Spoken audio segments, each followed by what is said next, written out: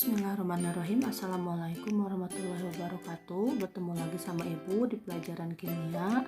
Bagaimana kabarnya hari ini? Mudah-mudahan kalian sehat semua ya. Nah, hari ini kita akan belajar tentang sifat materi dan perubahan materi. Sebelumnya kalian sudah mempelajari minggu kemarin itu tentang peran kimia dalam kehidupan sehari-hari. Nah, sekarang kita akan belajar ke materi selanjutnya.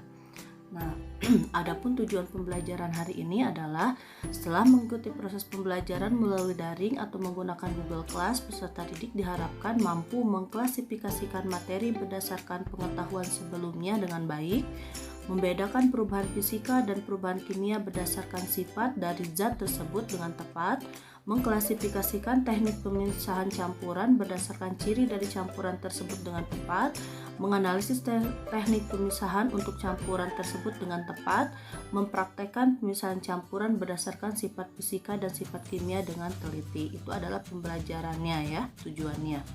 Berikutnya, kenapa kita harus mempelajari materi dan perubahannya?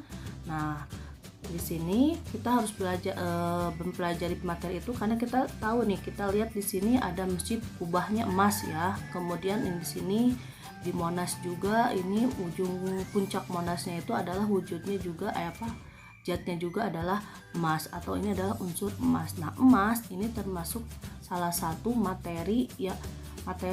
Jadi yang dipelajari di kimia.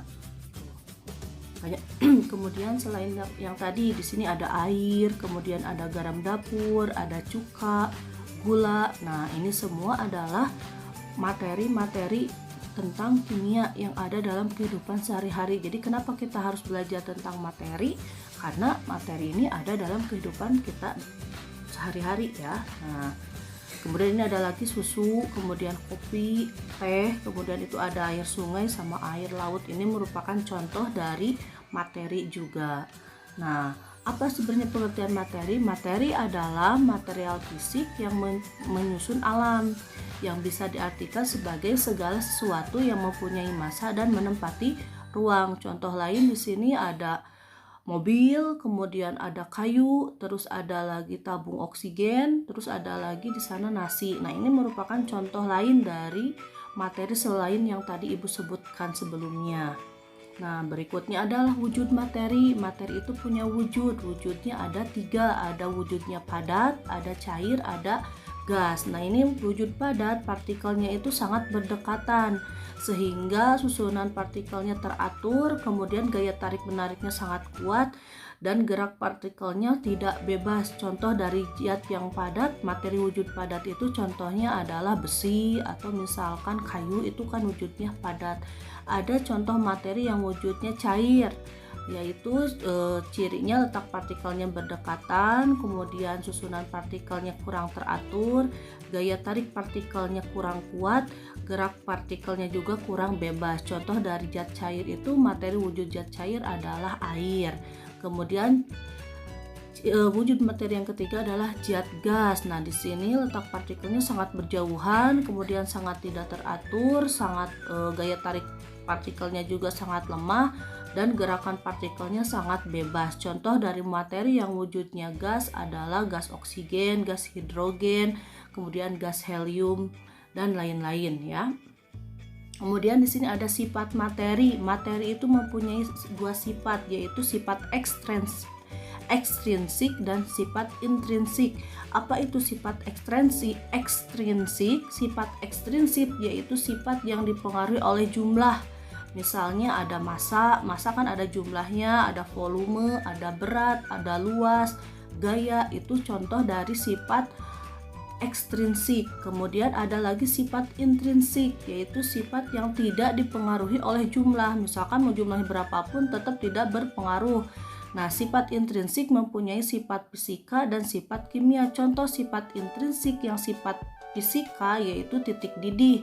Jadi titik didih mau air 1 liter, mau 2 liter, tetap titik didihnya itu adalah 100. Atau misalkan titik bekunya mau air 1 liter, 2 liter, tetap titik bekunya adalah 0. Kemudian massa jenis juga sama, tidak akan berubah. Terus rasa, warna, bau itu semuanya sifat fisika yang bersifat intrinsik, tidak dipengaruhi oleh jumlah. Kemudian ada lagi sifat intrinsik itu sifat kimia. Contoh dari sifat kimia itu adalah kereaktifan atau reaktif. Terus ada lagi afinitas elektron. Kemudian sifat kimia itu yang sering kalian tahu mungkin adalah beracun, mudah meledak, dan mudah terbakar. Itu adalah sifat kimia dari intrinsik. Nah, berikutnya adalah perubahan materi. Jadi materi mengalami perubahan, ada perubahan fisika, ada perubahan kimia. Perubahan fisika itu apa cirinya? Jadi perubahan yang tidak menghasilkan zat baru tapi hanya berubah hanya bentuknya saja. Contoh, es mencair. Es kan dari air, kemudian berubah mencair juga jadi air juga, tetap yang berubah hanya asalnya dari padat menjadi cair. Kemudian air membeku, kebalikannya dari es mencair. Kemudian kain menjadi baju. Jadi baju masih bahannya kain juga. Jadi tidak berubah zat tapi hanya berubah bentuknya saja. Kemudian kayu menjadi meja, sama meja juga mempunyai sifat seperti kayu. Berikutnya adalah perubahan kimia. Perubahan kimia itu adalah perubahan yang menghasilkan zat baru, dan zat baru ini tidak bisa balik lagi ke semula dan memiliki sifat yang berbeda dengan zat sebelumnya. Contoh, besi berkarat. Ketika besi berkarat, besi asalnya warnanya silver berubah menjadi warnanya coklat. Nah, kemudian kekuatannya juga berubah. Asalnya besinya kuat kalau masih baru, ketika sudah berkarat itu menjadi rapuh. Contoh lain dari perubahan kimia adalah singkong menjadi tape. Singkong itu asalnya kan warnanya putih bisa berubah menjadi kuning. Kemudian ada lagi rasanya, singkongnya yang asalnya tidak rasanya manis berubah menjadi manis. Terus berikutnya adalah kertas dibakar, asalnya warnanya putih berubah menjadi warnanya hitam. Nah, itu adalah contoh dari perubahan kimia. Nah, adapun tugas untuk kalian hari ini yaitu nanti sama ibu dikasih soalnya ya dalam bentuk word. Silahkan kalian kerjakan latihan 3.1 dan kuisnya. Nanti soalnya kalian ditulis langsung ya. Berikut dari ibu, mudah-mudahan bermanfaat. Sekian dari ibu. Wassalamualaikum warahmatullahi wabarakatuh.